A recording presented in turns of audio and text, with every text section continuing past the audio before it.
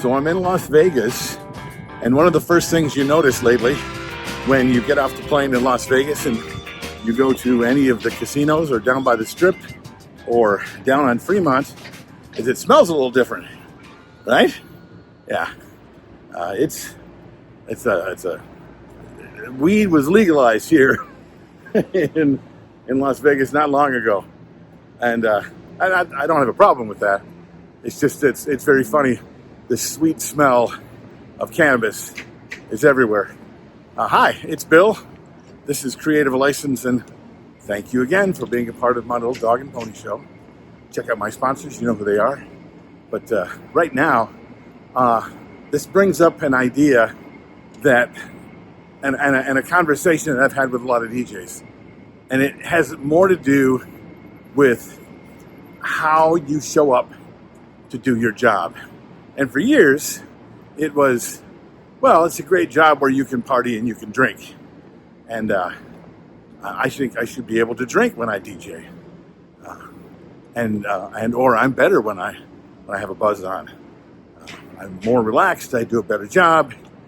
Plus, I mean, it's a party job. You should be able to party when you DJ. Okay, I suppose that is an argument, but I don't think it's a very good one.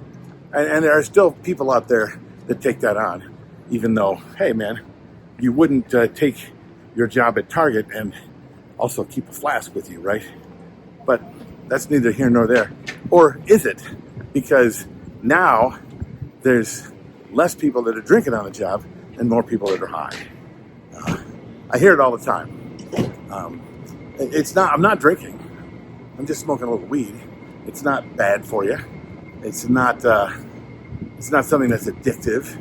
It's just what it is, right? So there's no reason to be that worried about it, right? Well, if you ask me, the same thing applies. You're impaired, okay? You're impaired doing a job that you say you couldn't do unless you were impaired. Now that's just the same as any comedian saying, I got to be piped up on coke, or I can't do my job, or I need to be drunk, or it is part of who I am and it's part of the job that I do. I think what you're doing is you're selling yourself short, and I think what you're doing is you're selling your client short by showing up drunk or showing up high. And I know a lot of people will say, well, the weed is different now, you know, because there's different strains that actually help you with anxiety and help you with ADHD and that gives you energy. And okay, but you're using a pharmaceutical to put yourself into a place where you're not sober. And a professional is sober with their work. That's just real. And I know many of you are getting away with it. And I know many of you are being told that it's not a problem. And good on you.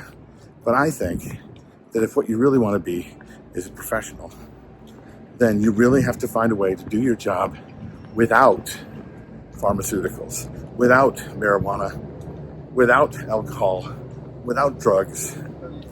Unless, of course, they're things that are prescribed. And I know there's prescriptions for just these sorts of things, but normally they're not prescribing marijuana for work. If they are, great.